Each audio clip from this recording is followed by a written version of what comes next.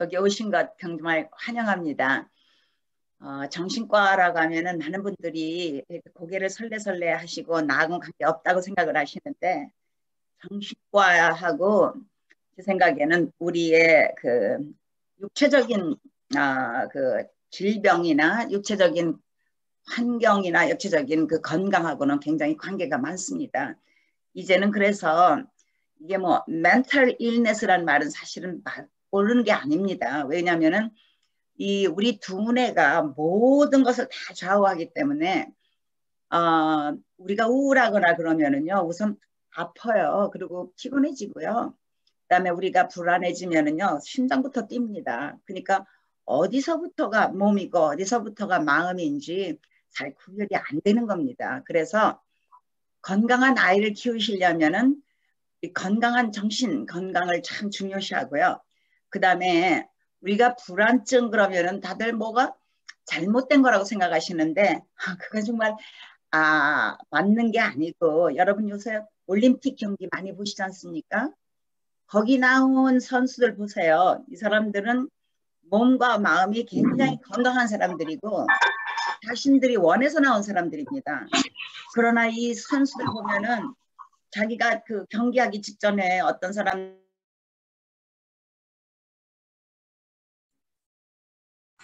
박사님, 죄송합니다. 제가 잘못 건드려서 뮤트를 했거든요. 한 번만 다시 언뮤트 해주실래요? 죄송합니다. 됐습니까? 네네, 죄송합니다. 여태까지 얘기는 하나도 안 들으셨겠네요. 아니요. 몇 마디만, 최근에 몇 마디만. 네.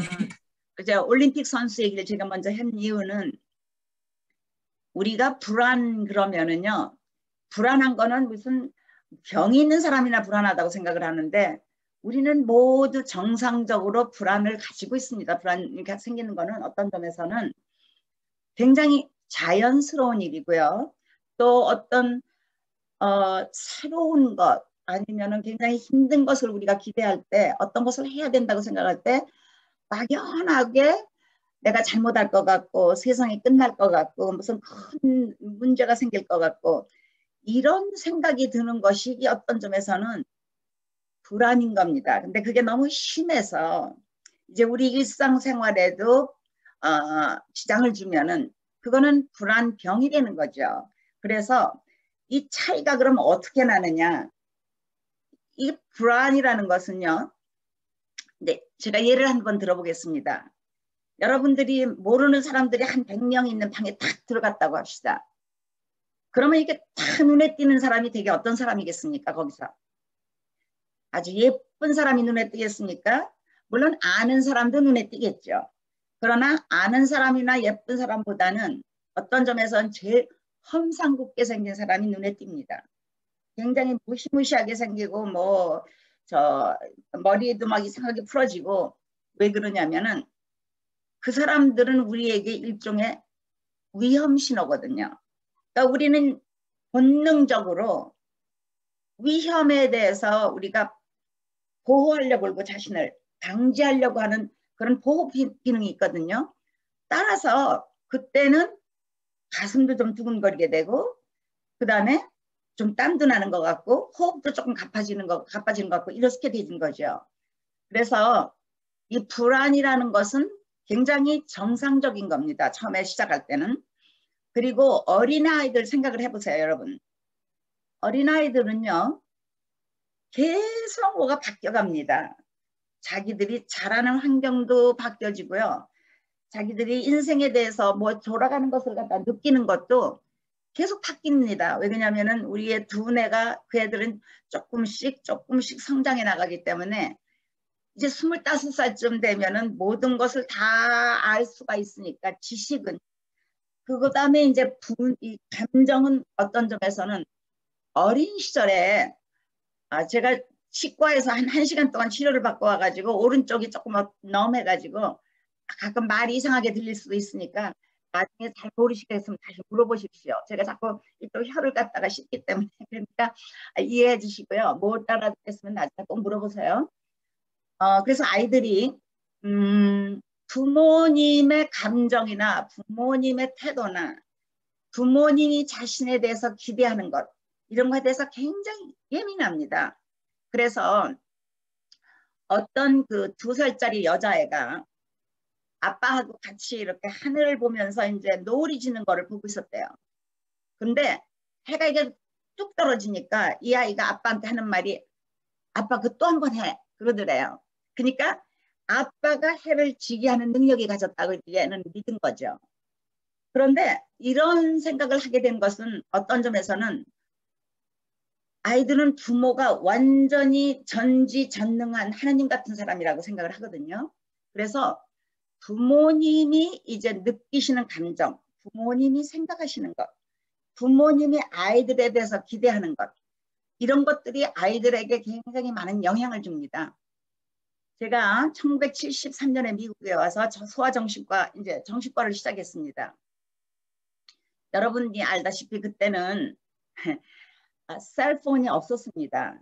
그런데 저한테 오는 아이들 중에서 많은 아이들이요, 학교 가는 걸 무서워하는 애들이 많았습니다. 우리가 말하는 소위 학교 공포증 또는 학교 등교 거부하는 거, 뭐 이런 식으로 아이들이 처음에 유치원을 간다든가 학교를 간다든가 그러면은 엄마가 떨어지는 게 좀 어려워서 한 2주 내지 3주는요. 처음에는 막 울고 안 들어가려고 그러고 들어갔다가도 뭐 갑자기 엄마 보고 싶다 그런다든가 이제 뭐 오줌을 눈다든가 뭐 갑자기 문제가 생길 수가 있거든요. 그럼 학교는 덮어놓고 이제 부모한테 전화를 하죠. 그런데 어떤 부모님은요, 자기가 애하고 떨어지는 게 너무 걱정이 되니까 조바심을 하면서 기다리고 있는 부모들이 계십니다.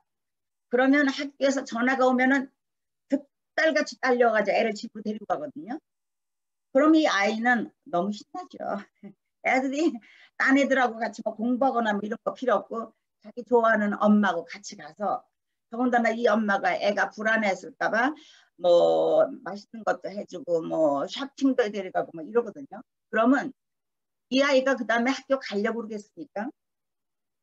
좋은 거는 엄마하고 있는 게 세상에서 제일 좋은 거죠. 학교를 간다는 것 자체는 앵자이티를 일으키는 거거든요. 왜냐하면 새로운 것은 다 무섭습니다. 우리 어른들도 새로운 직장을 갖거나 새로운 집으로 동네로 이사 가거나 새로운 뭐 학교를 전화 가거나 모두 무섭거든요. 그래서 대개는 그때 이제 여러 가지 불안한 증상들이 생기는데, 지금 이 아이가 학교 등교를 갖다 겁내는 아이들이 처음에, 근데 다 겁내지는 않아요. 어떤 아이들은 딴 사람보다 좀 더 심합니다. 근데 대개는 이 불안한 증상도요, 유전적으로 타고나는 경우가 많고, 그 다음에 또 한 가지는 뭐 아버지가 집에서 엄마를 많이 구타한다던가 무슨 뭐 자기가 학대를 받는다던가 뭐 이런 그 환경에 문제가 있으면은 그 다음에 그것 때문에 더 불안해질 수가 있고요. 그러니까 유전과 환경이 같이 나타나는 것이 이제 불안 증상인데요. 이제 이런 아이들이 그 다음에도 3주 지나면 대강 괜찮아지는데, 그때마다 집에 데리고 왔던 아이는 그 다음에 좋아지질 않거든요. 그러면은 이제 학교에서 이 애를 정신과 의사한테 한번 데리고 가세요. 아니면은 얘가 이렇게 너무 울어대고 못하면 우리 학교에서는 받을 수가 없습니다. 그러니까 이제 아이를 데리고 오십니다. 그래서 제가 이렇게 보면은 대개는 아이도 예민하지만 어머니들도 예민할 때가 많아요. 그래서 제가 뭐라 그러냐면은, 어머니 학교에서 전화를 하면은 기다렸다가 가시면 얘는 절대로 고치기가 힘드니까, 어떤 점에서는 애가 뭐 큰 병이 난다든가 뭐 이런 것이 아니고는 지금 거기에 적응하는 게 어려워서 이렇게 불안해서 그러면은 어머니가 집에 있지 말고 딴 데 가 계세요. 제가 그랬어요. 지금은 셀폰이 있기 때문에 그게 별로 도움이 안 되지만, 그럼 아이가 막 힘드는데 선생님이 몇 번 전화했는데 엄마가 안 오잖아요. 그럼 아이들이 내가 좀 어렵지만 딴 애들도 사귀고 학교에서 적응을 하려고 노력을 합니다. 그러니까 그런 그 공포감이라던가 이런 불안한 것이 많이 치료가 됩니다. 그래서 제가 오늘 말씀드리고 싶은 거는요, 아이들이나 어른들이나 이 불안한 증세는 처음에는 정상적인 건데, 그것이 어떤 원인에 의해서 유전이라던가 아니면 환경에 의해서 좀 더 심해졌을 때 이제 그게 이제 병으로 나타날 수가 있지요. 그래서 어른들에서 이제 그 anxiety disorder 중에는 한 5가지 종류가 있습니다. 제일 심한 것이 이제 panic disorder, 공황장애죠. 공황장애는 그 불안장애가 가장 극심한 경우입니다. 그래가지고 제가 그전에도 많이 말씀드렸지만 여러분 기억하실지 모르겠어요. 우리 두뇌를 제가 이렇게 3가지 영역으로 이렇게 나누어서 설명을 드렸었죠. 제일 밑에 지하실에 있는 두뇌는 우리가 소위 말하는 수도골. 그래서 이 두뇌는 우리 생명에 관계되는 거. 그래서 심박 뛰는 거, 혈압 조절하는 거, 숨 쉬는 거, 그 다음에 체온 조절하는 거. 그래서 이거는 양서류, 개구리나 뭐 도롱뇽이나 해도 이거 있다는 거. 그 다음에 그 위로 올라가면은 1층에 있는 두뇌가 림빅 시스템 또는 우리가 변연계라고도 그러는데 이게 감정뇌입니다. 그래서 아까 이거는 양서류에도 있는 거고 요거는 포유류에도 있는 뇌인데요. 이 두뇌는 우리를 이제 동물들은 이 숲에서 광야에서 살면서 생존할 수 있도록 도와주는 뇌입니다. 그리고 어떤 점에서는 이 두뇌가 우리도 생존에 굉장히 필요하게 도와주는 건데 그 뇌가 하는 일은 여러분들이 기억 많이 하시겠지만 3가지가 있다고 그랬죠. 첫째는 우리가 배고픈 거 알게 하는 거. 왜냐면 배고픈데도 밥을 안 먹으면 동물이나 사람이나 굶어 죽을 거 아닙니까? 그러니까 생존을 못하지요. 2번째 감정뇌가 하는 거는 몸이 아픈 것. 그래서 제가 예를 들어서 그 전에 제 친구 선교사가 아프가니스탄에 갔더니 태어난 갓난아기가 병원에서 나가가지고 집에 가자마자 한 이틀 있다가 막 우니까 엄마가 데리고 왔는데 보니까 그 아이는 항문이 열려있지 않고 항문이 딱 닫아져 있더래요. 선천적으로 기형이죠. 그러니까 거기는 그런 애들이 많이 태어난답니다. 그러니까 이 아기가 울지 않았으면은 그게 이제 그 감정뇌에서 하는 일인데 그냥 놔뒀으면 어떻게 됩니까? 아이는 대변도 못 보고 그다음에 뭐 그러면 먹지도 못하고 그러니까 살아있질 못하죠. 그러니까 생존에 필요한 것을 도와주는 거고 3번째가 이제 동물들이 이렇게 이제 어느 날 있는데 사슴이나 토끼같이 이렇게 감정이 예민한 동물들 바람이 이상하게 불거나 무슨 발자국 소리가 들리면은 뛰어갈 준비를 합니다. 그래가지고 도망가거나 플라이트나 또는 자기가 도망갈 수 없으면 다리를 다쳤다든가 옆에 뭐가 강물이 있다든가 그러면은 죽기 살기로 싸워야 되겠죠. 그래서 그걸 fight or flight response 또는 stress response라고 그러죠. 스트레스가 이게 이제 뭐 내가 생각하기에 뭔가 나한테 크게 뭐가 올 것 같다. 그러니까 그때 앵자이티가 생기는 것도 동물도 그 우리도 마찬가지입니다. 어떤 때는 아무렇지도 않은 건데 이게 혹시라도 나를 어떻게 해치지는 않나 엄마나 아빠가 나를 갖다 두고 도망가지 않나 뭐 엄마하고 아버지하고 헤어지지는 않나 별 생각들을 다 하죠. 어린애들이 이런 것이 전부 다 스트레스고요. 그때 이제 아이들은 이게 뛸 준비를 합니다. 동물들도 뛸 준비를 하고요. 그래서 이 뛸 준비를 할 때는요. 이제부터 내가 뛰어야지 결심하고 하는 게 아니에요. 그러기에는 시간이 너무 없습니다. 그래서 autonomic nerve system 자율신경계가 있는데 그 자율신경계가 알아서 자기들이 먼저 뛸 준비를 시킵니다. 스트레스 리스폰스를 할 때. 그러면은 여러분 생각해 보세요.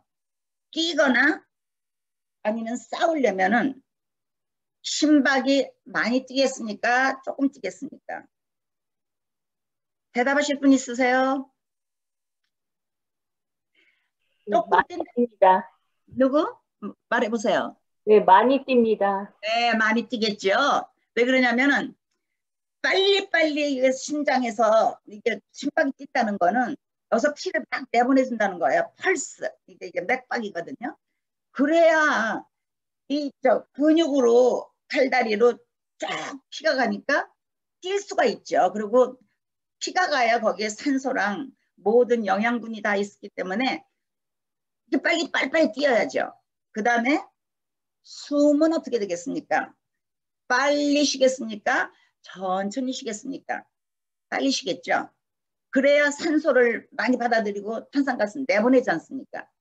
그래서 이렇게 되는 거죠. 싹 빨리 자기도 모르게. 그게 이제 이게 전부 다 우리 몸 안에 있는 자율신경 중에서 교감신경이 하는 일입니다. 이 교감신경은 우리를 이제 살리려고 문제가 있을까봐 막 좀 빨리 fight or flight 하도록 해주는 건데, 우리가 살다 보면은 어떤 때는 이렇게 길을 돌았는데 저기 경찰차 같은 게 딱 보이거든요.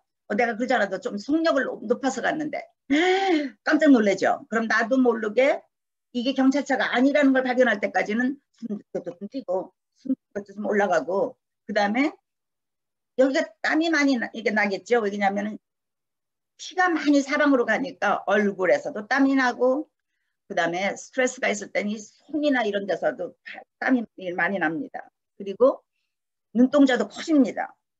그리고 그때는 어떤 사람들은요, 숨을 너무 이렇게 많이 쉬다 보면은 우리 몸이 알칼리가 됩니다. 이게 물론 pH가 10.4여야 되는데 산소가 너무 많이 들어가고 탄산가스 다 나가버리면은, 그렇게 되면은요, 그 pH가 이렇게 높고 알칼리로 되면은 이런데 여기가 뭔가 이렇게 스물스물하고 뭐가 이게 뭐가 이렇게 찔리는 것 같기도 하고요. 이런 그런 변화가 오고 금방 자기가 쓰러질 것 같아요. 기절할 것 같은 생각이 듭니다. 그런데도 계속 숨을 너무 많이 쉰다면 정말 기절할 수도 있죠. 근데 대개는 불안하니까 숨을 자기도 모르게 더 쉬어요. 그러니까 그때 그전에는 이제 그럴 때 이게 뭐 봉지 같은 걸 넣고 거기다 쉬라고 그랬어요. 그러면 자기가 쉰 탄산가스를 다시 마시니까. 그런데 요즘은 대개는 이제 빨리 마음을 가다듬고 딥 브리딩을 하라고 많이 테라피스트들이 가르칩니다. 천천히 복식 호흡하고 이렇게 해서 너무 빨리 하지 않고, 그러다 보면은 그런 증상들이 많이 없어지죠. 그런데 공황장애가 왔을 때는요, 제 친구 하나가 아주 그러니까 훌륭한 변호사인데, 어느 날 은퇴하고 나서 밤에 자는데 2시쯤에 갑자기 깼는데 숨을 못 쉬겠더래요. 그분은. 그리고 가슴이 답답하고 그래서 너무 무섭더래요. 그래가지고 숨쉬기가 이렇게 어려운 걸 몰랐었대요. 근데 그게 한 2번쯤 왔는데 제가 그랬거든요. 빨리 가서, 그래서 응급실을 갔는데 심장에 아무 이상도 없습니다. 뭐 폐도 좋습니다. 아무것도 없습니다. 그러더래요. 그래서 저한테 물어보길래 그게 바로 패닉 어택이다. 그게 바로 공황장애다. 그래서 그 자기 의사가 이제 설트랄린, 솔로프트라는 그 항우울제를 갖다 처방을 해줬답니다. 근데 항우울제는 그 설트랄린이라는 거를 갖다 올리는 약이거든요. 근데 나는 우울하지도 않은데 왜 항우울제를 주느냐. 그래서 불안한 것도 설트랄린을 갖다가 올려주면 없어지기 때문에 괜찮기 때문에 주는 거다. 그리고 이제 카운슬링을 통해서 자기는 그동안에 막 일할 때 힘들 때는 이런 게 없었는데 왜 지금 가장 행복하게 은퇴해가지고 모든 게 좋아져야 되는데 이런 증상이 나타났을까? 그걸 자기가 이해를 못 하겠더래요. 그런데 어쨌든 많은 경우가 사람들이 너무 힘들 때는 어떤 때는 그냥 지나갈 수도 있습니다. 그러나 그때가 조금 지나서 어떤 때는 그 외상 후 스트레스 증세처럼 조금 있다가 나타날 수도 있거든요. 그래서 우리의 이 감정은요, 때나 뭐 그 무슨 합리적인 거나 그건 상관이 없습니다. 감정은 동물적인 거거든요. 그리고 지금 2번째 그 감정뇌 얘기를 했고요. 이제 3번째 뇌가 여러분들이 잘 아시는 전두엽이죠. 그래서 프리프론털 로브라고 그래가지고 아기가 태어났을 때는요, 이 2뇌는 아직 그 전혀 발달이 안 됐을 때입니다. 그래가지고 엄마하고 눈도 맞추고 얘기도 하고 막 이러다 보면 아이가 조금씩 여기가 개발돼가지고 벌써 한 3개월만 돼도 아이가 어딘가 이렇게 주의를 집중할 수가 있답니다. 그 다음에 6개월쯤 되면은 자기 감정을 어느 정도 조금 조절하는 것도 배우고요. 그래가지고 아까 제가 말씀드린 그 2살짜리 여자아이, 자기 아버지가 해를 갖다 딱 지게 한 거로 생각해서 아빠 또 한 번 지게 이렇게 말한 것처럼 아이들은 이제 그때부터 부모하고 통해서 이 두뇌에서 생각하는 것, 그다음에 감정을 조절하는 것, 이런 것들을 다 조금씩 배우게 되죠. 그래서 어린아이들을 이해하려면은요, 아이가 지금 어느 정도로 성장이 됐는가를 늘 생각하셔야 돼요. 그러니까 우리는 어른이 되고 나면요, 우리가 어렸을 때 어떤 걸 지냈는지 다 기억을 못 합니다. 그래서 아이들도 마치 어른이 생각하는 것처럼 한다고 생각을 하거든요. 저도 그래요. 어떤 때는 저희 딸이 처음에 사춘기가 들어갔을 때 9살이었어요. 근데 그렇게 일찍 된 거를 저는 몰랐죠. 그러면 뭐 한 3, 4학년 뭐 이럴 때입니다.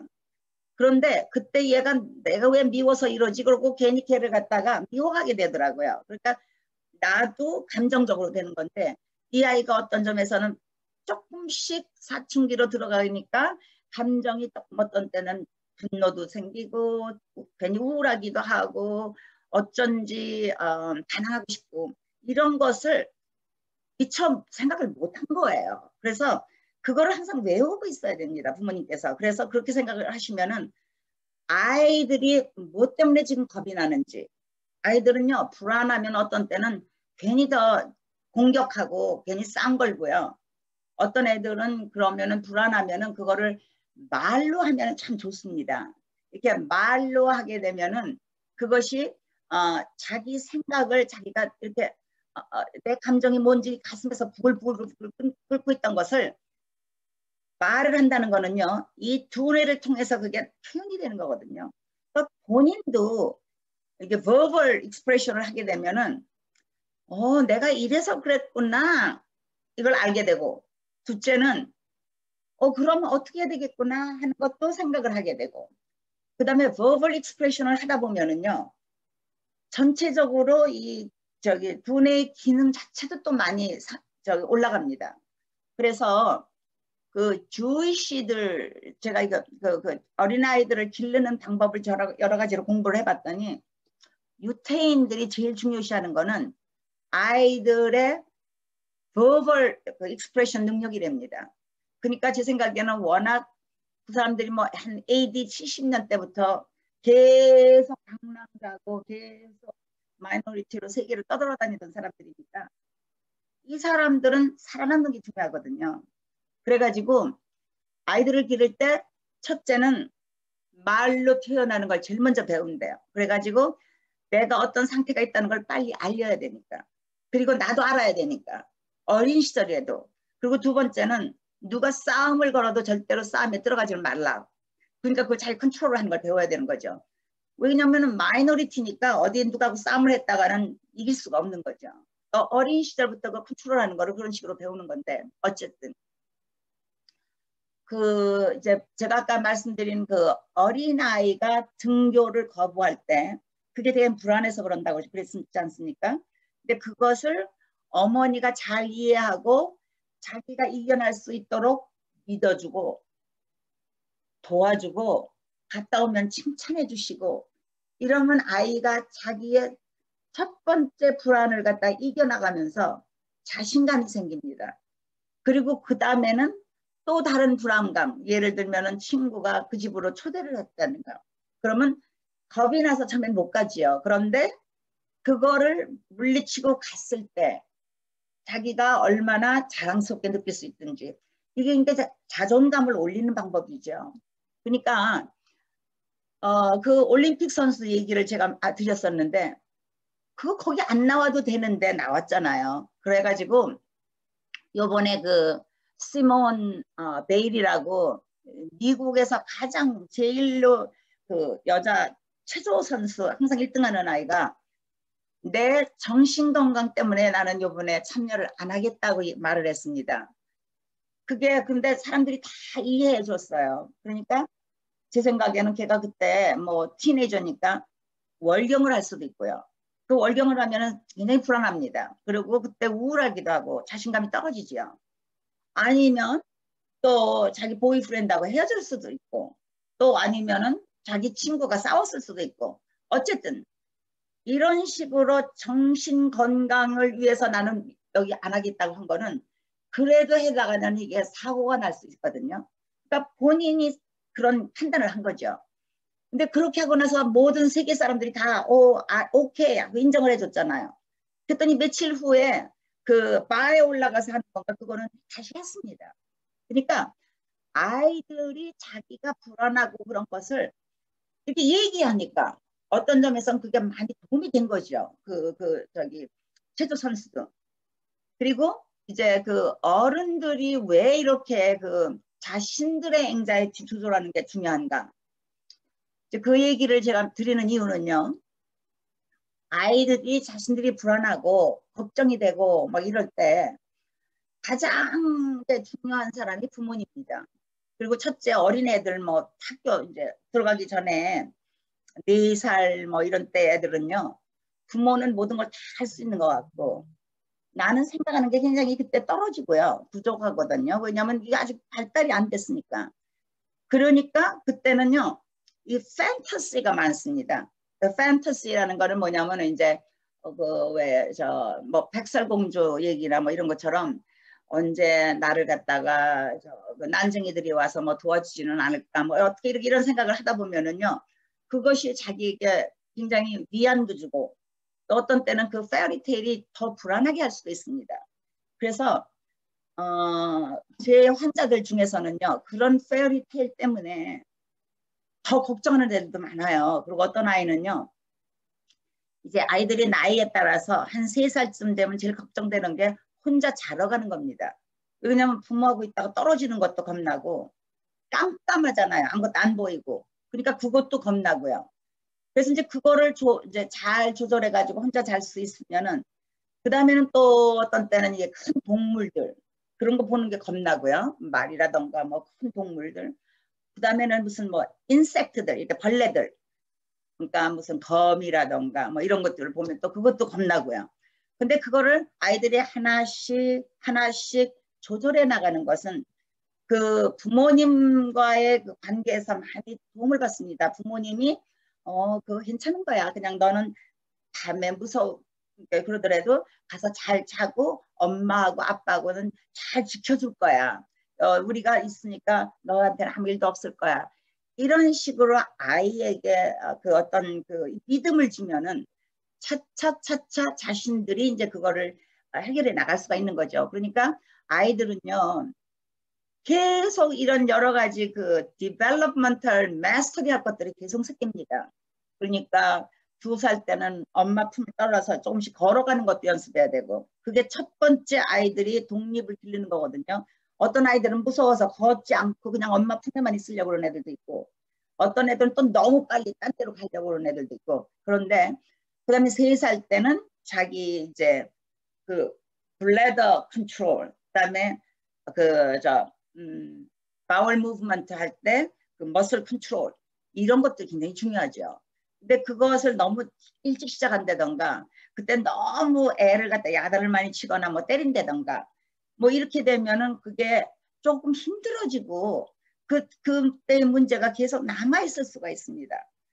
그 다음에 이제 5살 되고 6살 되면은 나도 우리 엄마 같이 좋은 사람이 되고 싶고 나도 우리 아빠 같이 강한 사람이 되고 싶고 그러다가 이제 선생님을 만나서 나도 우리 선생님처럼 뭐 저 연필도 잘 써가지고 글도 잘 쓰고 싶고 아니면은 뭐 운동장에 나가가지고 볼도 잘 치고 싶고 이런 것들이 이제 그런 마음이 생기니까 그때가 아이덴티피케이션이 되는 거죠. 똑같이 되려고 노력하는 게 그래서 그때 이제 에듀케이션이 되는 겁니다. 그런데 이런 과정을 지나는 동안에 아이들이요. 지금 제가 말씀드린 것처럼 그 현실과 나의 리얼리티와 그다음 나의 판타시 또는 나의 이미지네이션 아니면 내가 원하는 것들 이런 거 어떤 때는 이렇게 구분이 잘 안 될 때가 있습니다. 제 친구 환자들 중에서는요. 아주 그 자기들이 imagine 해가지고 있는 친구들이 있어요. imaginary friend. 그래가지고 어느 날 무슨 그 imaginary friend 얘기를 하면요. 부모님들이 깜짝 놀라요. 이게 얘가 미쳤나? 근데 얘네들이 어떤 때는 친구를 볼 기회도 없고 어떤 점에서 너무 외롭고 그러면은 누구라도 있어야 되니까 자기가 이매진해서 친구를 만들 수도 있습니다. 그래서 그 친구하고 어떤 애들은 이야기도 하고 뭔가 누구하고 커뮤니케이션 하는 게 굉장히 중요하거든요. 그래서 그게 무슨 그 실제 생활에 큰 문제가 없는 경우는 그건 이상한 게 아닙니다, 애들이. 그리고 제 환자 하나는 밤에 가서 이제 자러 가는데 침대 밑에 자기는 뭐가 있대요. 그래가지고 그림을 그리면은 침대 밑에 뭐가 이렇게 손이 이렇게 나오는 게 있어요. 그러니까 이거는 판타지가 조금 겁나는 거죠. 무서운 거죠. 그러니까 이럴 때는 조금 이게 심하면은 특별히 도움이 더 필요한 거죠. 그러나 제가 아까 말씀드린 것처럼 무슨 그 스노우 화이트나 뭐 이 판타지에서 이 어린애를 갖다 이렇게 구원해주고 좋은 그런 거 판타지는 아이한테 용기를 주고 도움을 줄 수도 있습니다. 자, 그래서 이제 제가 아까 말씀드렸듯이 학교를 못 가서 겁나는 아이의 엄마 얘기를 하겠습니다. 이 어머니가 선생님한테 딱 맡기고 이제 얘는 괜찮을 수 있다고 믿고서 한 2, 3주를 집에서 떠나가지고 도서관에 내가 가든지 뭐 딴 데 가 있으라고 그러거든요. 정신을 그쪽에다 쏟을 수 있게. 그걸 못하고 집에서 아이 전화 오는 것만 기다리고 있었대 봐요. 그럼 이 엄마는 자기 자신이 굉장히 불안한 거거든요. 자기 아이를 믿어주지 못한 거거든요. 그러면 전화가 올 때마다 팍 달려가서 데려오고. 그러면 어떤 점에서는 아이가 자기의 자신감을 얻기가 조금 어려운 거죠. 그래서 정말 아이를 사랑하면은 엄마가 집에 있지 말라고 나는 그러거든요. 근데 그거를 참을 수 있는 엄마들이 많지가 않아요. 왜냐하면 엄마 자신이 불안하거든요. 제가 그랬죠. anxiety라는 거, 불안이라는 거는요. 어떤 특별한 그 대상이 없습니다. 무언지 안 좋은 일이 생길 것 같고 무언지 나쁜 일이 생길 것 같고 원인도 없고 그런데 이렇게 느껴지는 게 이게 바로 불안감입니다. 그거에 반해서 fear, 공포라는 거는요. 그거는 내가 어느 날 뭐 엘리베이터를 탔는데 엘리베이터가 한번 고장이 나서 내가 스탁이 됐었다. 그 다음부터 엘리베이터 타기 애들이 싫어하죠. 엄마도 싫어하고. 왜냐면 또 그런 일이 생길까 봐. 그러니까 이런 어떤 그 물체가 정확하게 있을 때는 그 fear죠. 그 다음에 여러분들이 그런 얘기를 들어보셨는지 모르겠는데 프로이드가 1909년인가 하여튼 20세기 초반에 어떤 5살짜리 아이에 대해서 논문을 쓴 게 있어요. 예, 한스인데 5살짜리 한스라는 애가 그때는 말이 지금의 자동차거든요. 근데 말이 무서워서 바깥에 못 나가요. 그러면 지금 어떤 아이가 자동차가 무서워서 길에 못 나가면은 이거 굉장한 장애죠. 문제가 크지 않습니까? 그래서 그 아버지가 이제 프로이드한테 이제 이렇게 의논을 했어요. 컨설트를 했어요. 얘를 어떻게 했으면 좋겠냐.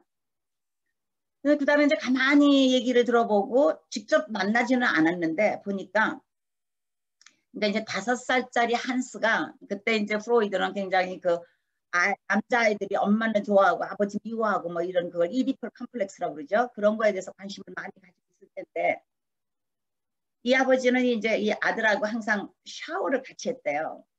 그런데 어느 날 보니까 말이 그 생식기가 타잖아요. 그래가지고 아버지가 비슷하거든요. 그래가지고 아버지에 대해서 화가 나던 게 어떤 점에서 지금 겁나는 거예요. 저 말처럼 이렇게 큰 생식기를 가지고 있는 우리 아빠가 내가 그 전에 미워한 거 아니까 나를 해치진 않을까.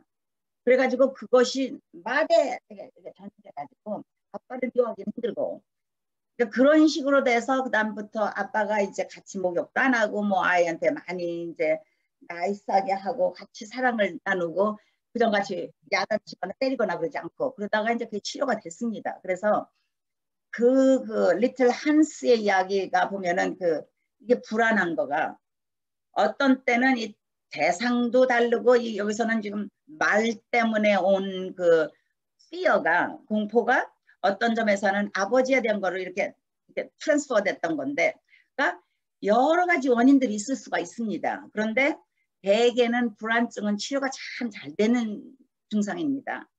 그래서 제가 어른들에 대한 것도 다시 한번 말씀을 드릴게요.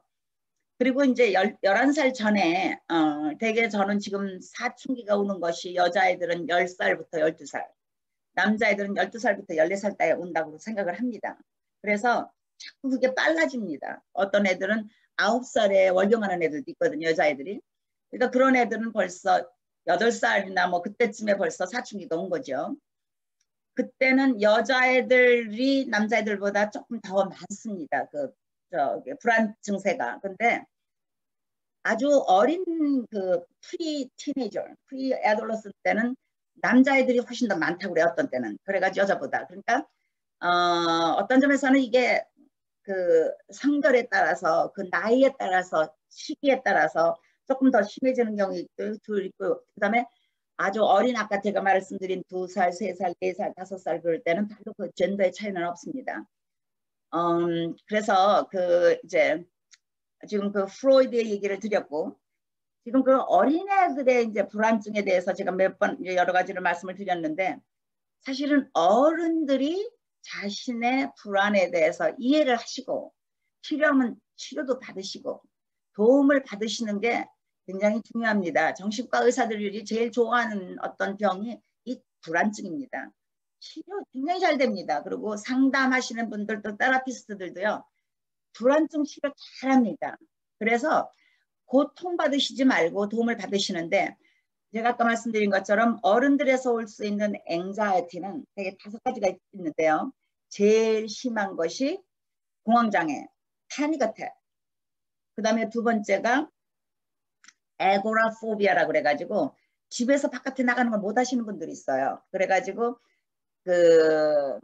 사람들이 많은 버스를 탄다던가 아니면 사람들이 많은 슈퍼마켓을 간다던가 이것도 어렵고, 아이들이 집에서 나가는 거, 특히 티네이저들도 많이 그러는데 우울할 때는 게 특히 더 심해지고 그러는데, 그런 것을 이제 광장 공포증, 에고라포비아라고 그러고요. 그런 사람들 중에서 패닉 어택이 많이 옵니다.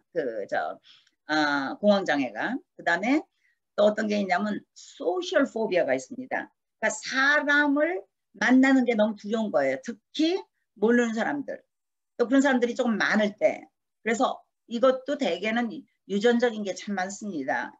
그리고 제가 본 환자 중에서는 학교에 가서요, 자기 차례가 돼서 이제 사람들 앞에 나와서, 그러니까 클래스메이트들 앞에서 발표할 때 이건 못해요. 너무 불안해가지고.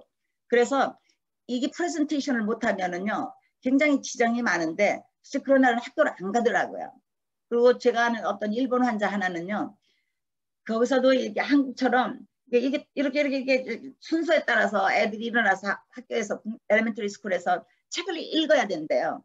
근데 자기 차례가 될 쯤 되면 얘는 학교 안 갔대요.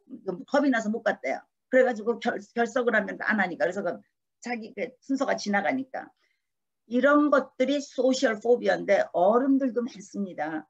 그래서 생각보다 어른들도 고생을 많이 하시고 아이들도 꽤 많습니다. 이런 게. 그 다음에 이제 제너럴 앵자이티 디스오더라 그래가지고 만사가 불안한 거예요. 무슨 바깥 만나는 사람 광장에 가는 거 이런 것만이 아니고 전체적으로 모든 것이 불안한 분들이 많습니다. 그래서 이분들은 불안했다 하면 제가 아까 말씀드린 것처럼 자율신경계에서 교감신경이 막 환진을 하거든요. 그러니까 자기도 모르게 뭔가 생각만 해도 불안하니까 저 가슴이 뛰죠. 그리고 가슴이 답답하죠. 제 친구, 로이어 친구처럼. 그 다음에 숨쉬기가 어려워져요. 막 그냥 어떤 사람들은 또 너무 빨리 쉬기도 하지만 어떤 사람들은 숨을 못 쉬입니다. 그리고 이게 뛰어야 되는데 너무 놀래가지고 숨을 잘 안 쉬는 것도 있고요. 또 어떤 사람들은 쓰러질 것 같이 느껴지기도 하고요. 그 다음에 이제 모든 증상들이 이런 것들이 나타나는 게 제가 여기다 한 10가지를 적었는데요. 나타날 수 있는 게 어떤 사람들은요 설사가 나와요. 왜냐면은 이게 너무 불안한데 우리 장에, 우리만 불안한 게 아니에요. 내장에 있는 신경들도 너무 불안해가지고 막 빨리 움직이니까 설사가 됩니다. 그리고 불안한 사람들은 설사를 하고 우울한 사람들은요 꼼짝 안 하고 있으니까 장도 꼼짝 안 합니다. 그러니까 변비가 됩니다. 그래서 그 요새는 그 가족 의사들, 패밀리 프랙티셔너들한테 제가 이제 그 사람들이 어떤 정신과에 대한 걸 배우나 그런 사람들의 컨퍼런스를 가면은 갑자기 변비가 심해지고 갑자기 잠을 못 자고 그런 사람이 오면은 혹시라도 당신 요새 죽고 싶은 생각을 합니까? 라는 걸 물어봐라. 왜냐하면 사람들이 대개는 자살하기 한 달 전에는 의사를 찾아간대요. 그러니까 가서도 말은 못하지만 뭔가 자기가 생각하기에도 너무 힘들면은 그런답니다. 그러니까 아이들도 어떤 점에서는 내가 말 못하지만 이 대장이 벌써 그러니까 거기서 먼저 그 리스폰스를 보이는 거죠. 그래서 막 앵시어스해지면요 설사부터 나옵니다.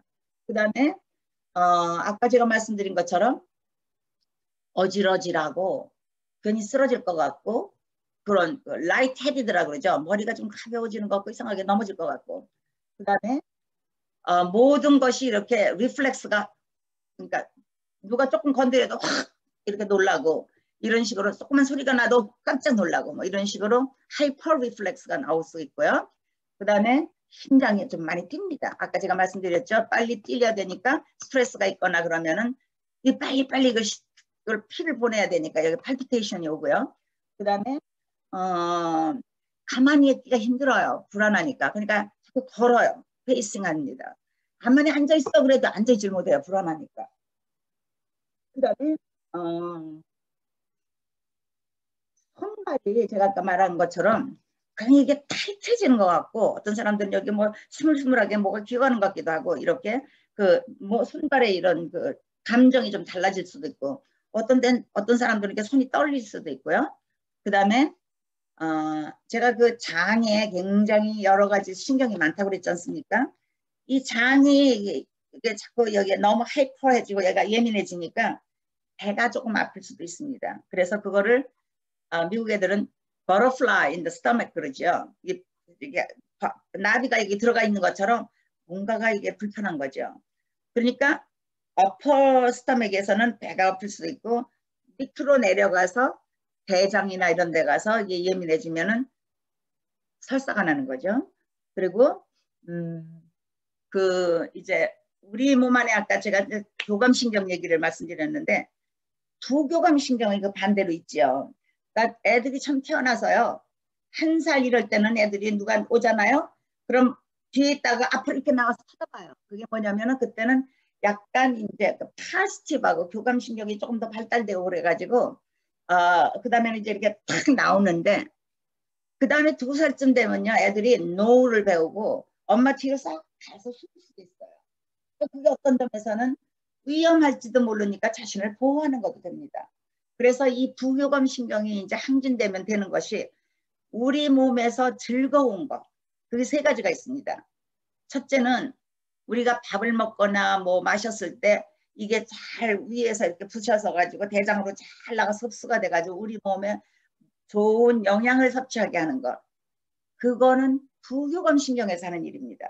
왜 우리가 막 뛰어야 되고 뭐 어딘지 몰라가지고 막 그 불안할 때는요 소화가 안 되죠. 그러니까 배도 아프고 설사도 나고 그러나 마음이 느긋하고 편할 때는요 이게 그러니까 패러심파테틱 너브 부교감 신경이 항진돼 가지고요 아주 편안해지고 소화도 잘 되고 그렇게 되고요. 2번째는 우리의 그 방광 이제 오줌통이 이게 방광이라 그러면요. 방광에 오줌통에서 이렇게 나오는 그 줄 이게 유레트라가 이제尿도인데 이게 나와가지고 이제 외부로 오줌이 나가는 건데 이걸 갖다가 이렇게 머슬이 여기를 갖다 딱 이렇게 조절하고 있습니다. 그래서 이제 심퍼테릭 너브들 이런 것들은 다 이제 대개가 이게 꽉 조이고 있는데 패러심퍼테릭 너브 부교감 신경이 쫙 일을 하면은요 오줌을 누러 갔을 때 이게 쫙 열립니다. 그럼 여기서 오줌이 쫙 나오죠. 편안하게. 그러니까 이거는 굉장히 기쁜 겁니다. 소변이 꽉 차 있는데 오줌을 못 넣는다고 생각해 보세요. 그래서 불안할 때는요. 이게 열려주질 않는 거예요. 왜냐면 교감신경만 있으니까. 이게 딱 열려주려면 릴렉스 해가지고 이게 쫙 나와야 되니까 따라서 불안하면은 오줌 소태가 난다고 그러죠. 그러니까 이게 열릴까 말까 열릴까 말까 이런 식으로 되고 그리고 그 다음에 세 번째가 파라심파테릭 너브 부교감 신경이 항진돼서 좋은 것이 섹슈얼 펑션. 그러니까 만일 남자들 같으면은 제가 배터리가 닫았다 그러니까 잠깐만요. 저희 배터리를 갖다 차지하겠습니다. 쏘리. 오케이.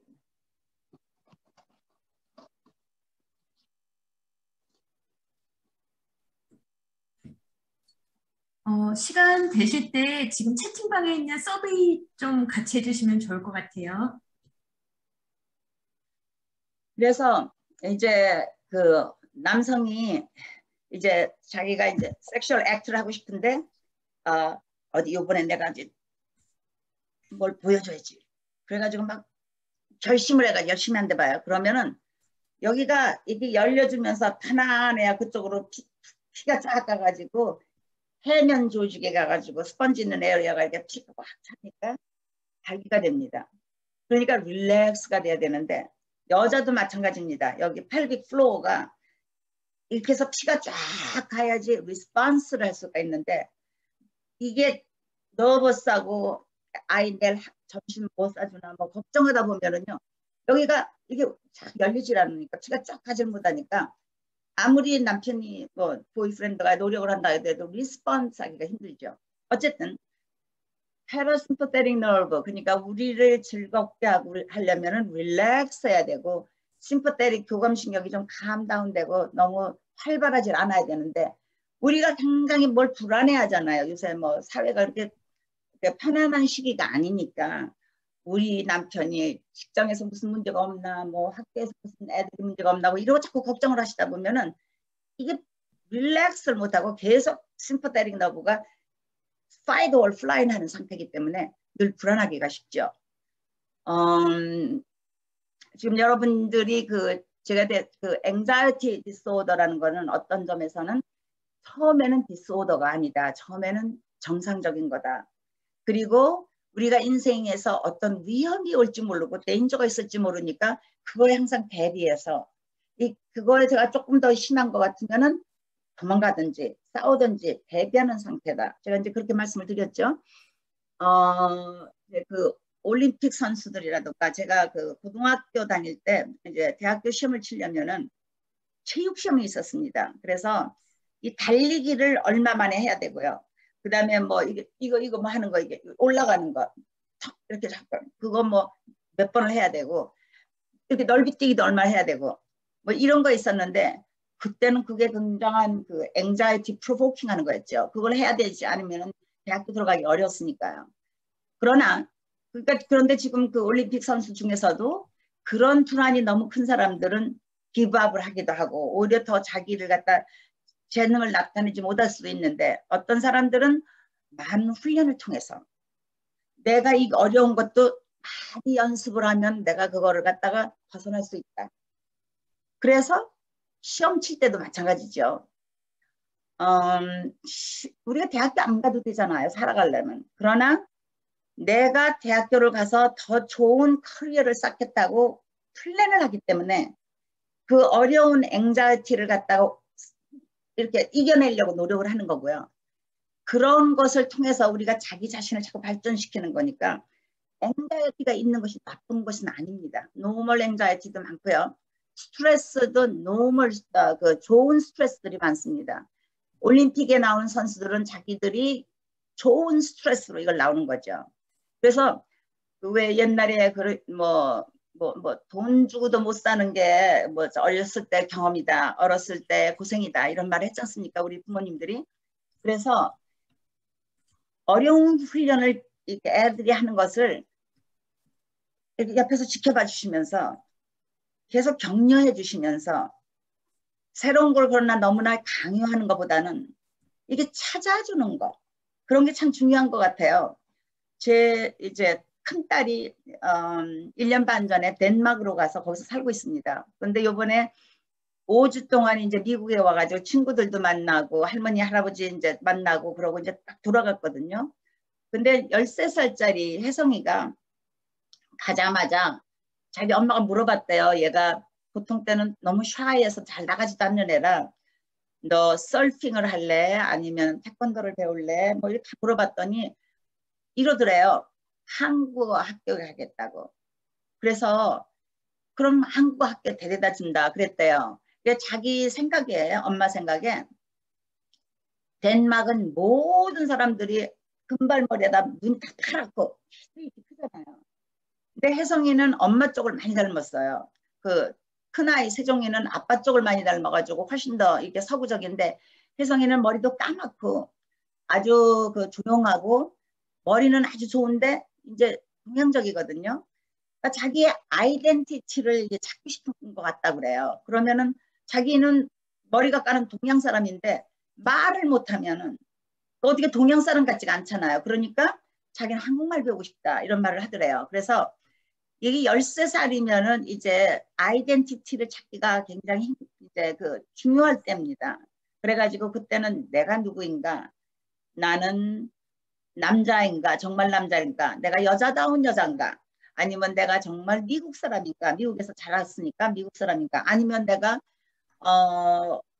한국인 엄마한테서 태어난 반 동양이고 반은 서양인 아이인가, 이런 걸 생각을 많이 했겠죠. 그래서 그때 이제 많이 어떤 때는 이제 불안하고 그것이 이제 때문에 이제 애가 잠을 못 자고 12시 밤에 와가지고 막 울더래요. 그래서 이 잠 못 자는 거, 그 다음에 자신의 아이덴티티에 대해서 불안한 거, 이걸 그냥 놔두면 이제 우울증으로 갑니다. 그러니까 우울한 사람들은 되게 불안하고요, 같이. 불안한 거를 도와주지 않으면 그 다음에 우울해질 수가 있거든요.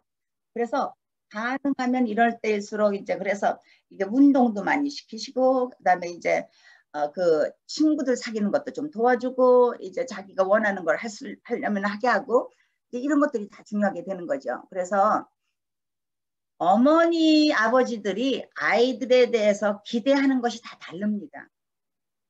그 이제 3살짜리 어떤 아이를 제가 봤는데 얘가 머리가 굉장히 좋아요. 그러니까 뭐 물어보고 싶은 게 많거든요. 그래서 막 이것도 물어보고 저것도 물어보고 막 바빠요. 그러면 이 부모는요, 아, 얘가 왜 이렇게 성가시게 굴어? 이렇게 생각해요. 얘가 머리가 좋은 애라 알고 싶은 게 많아서 그런 건데, 그래서 사실은 그런 거를 좀 칭찬을 해줘야 되는데, 아, 이제 그만 물어봐. 이러는 수가 있고요. 어떤 부모는요, 얘가 이렇게 사방을 돌아다니면서 물어보고 그러다 보면 혹시 납치될까봐 걱정하는 엄마도 있어요. 그러니까 부모님들이 아이에 대해서 어떤 기대를 하느냐, 어떤 식 생각을 하고 있느냐, 이거 참 중요합니다. 그래서 또 제가 본 환자들 중에서 카이저에서 제일 어린 나이 아이가 1살 반짜리인데 얘가 어느 날부터가 잠을 못 자고 자꾸 저기 울어대고 부채고 그래서 이 엄마가 이제 데리고 왔어요. 그래서 제가 보니까 아이는 멀쩡해요. 괜찮은 애예요. 그런데 엄마한테 물어봤어요. 요새 뭐 특별히 뭐 하시는 거 있으십니까? 얘하고 그랬더니 자기가 얘가 뭘 놀면 플레이한 후에는 그걸 다 정리해서 제자리에 딱 갖다 두게 한대요.